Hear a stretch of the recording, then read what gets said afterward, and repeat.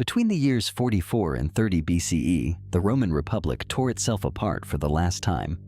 When the blood finally dried, one man stood over the wreckage, a 32-year-old who had begun as a sickly teenager with nothing but a famous name, and had outmaneuvered, outlasted, and destroyed every rival, including the greatest general and the most famous queen of the age. For the next 44 years, he would rule the Roman world alone. But he would never wear a crown. He would never call himself king. He would insist, to his dying day, that he was merely the first citizen of a restored republic. It was the greatest political magic trick in history, absolute power, made invisible. This is how Augustus really took power, and kept it. We covered Augustus's rise in the main series. The Civil Wars, Antony and Cleopatra, Actium. This episode is about something different, something in many ways more impressive than winning the wars, what he did next. Because winning supreme power in Rome had been done before. Caesar did it, Sulla did it. The problem was surviving it. Caesar had ruled openly as dictator, and the Senate stabbed him 23 times for it. The lesson was burned into his heir's mind. Romans would tolerate a master, but never a king. So Augustus, still called Octavian then, solved the problem with an insight of pure genius. The appearance of power and the reality of power could be separated. His rivals had seized the appearance and died for it. He would take the reality and give the appearance away. In January of 27 BCE, Octavian staged the performance of his life. He walked into the Senate and, to the shock of the assembled senators, laid down all his powers. The civil wars were over, he announced. The Republic was restored. He was returning control of the state, the provinces, and the armies to the Senate and people of Rome, and retiring to private life. The Senate, packed with his supporters and well aware that his veterans and his money controlled everything, erupted in protest. They begged him not to abandon the state, and Augustus, with a show of reluctance, allowed himself to be persuaded to accept a compromise. He would govern, temporarily, just a few provinces. The provinces that happened to contain almost the entire Roman army. In gratitude, the Senate showered him with honors, including a new name, Augustus, meaning the revered one, a word with religious weight, suggesting something more than human.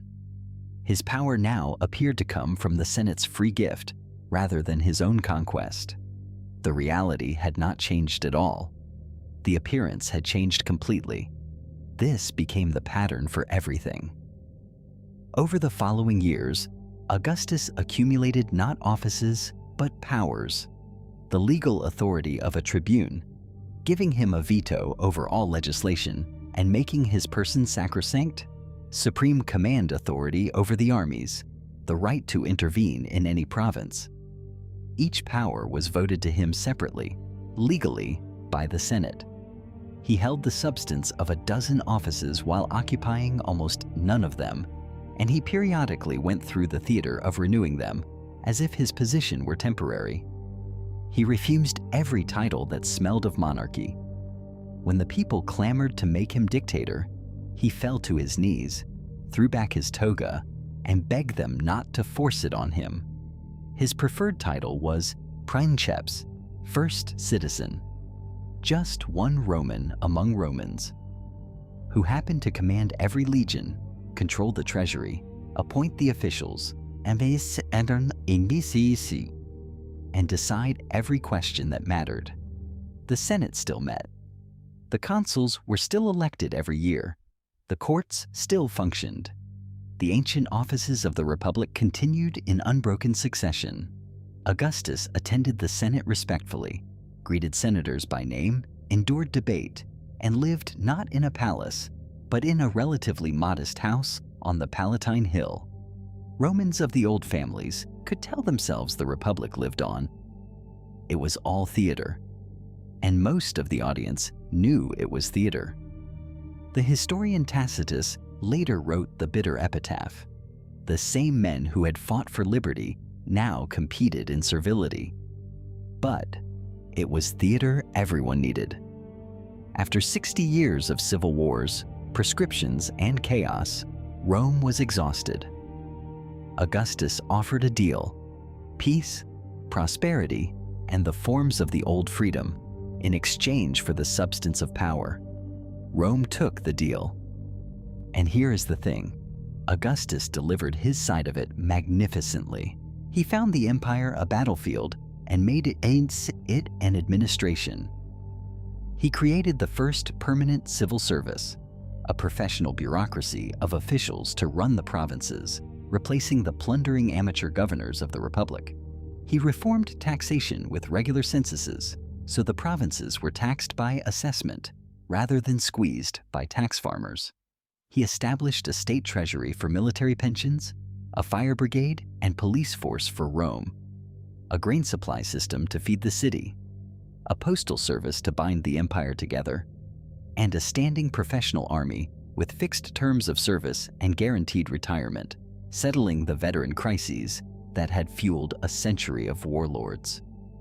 He rebuilt Rome physically on a staggering scale: temples, forums, theaters, aqueducts, and famously boasted that he had found Rome a city of brick and left it a city of marble. He sponsored the golden age of Latin literature. Virgil, Horace, Livy, and Ovid all wrote under his patronage, and Virgil's Aeneid gave Rome a national epic that tied the city's destiny and Augustus's family to the will of the gods. He was not, it must be said, a gentle ruler. The road to power had been paved with proscriptions, the legalized murder of thousands of political enemies, their property confiscated in his ruthless early years. The poet Ovid was exiled to the edge of the world for reasons never fully explained and was never allowed home despite years of begging.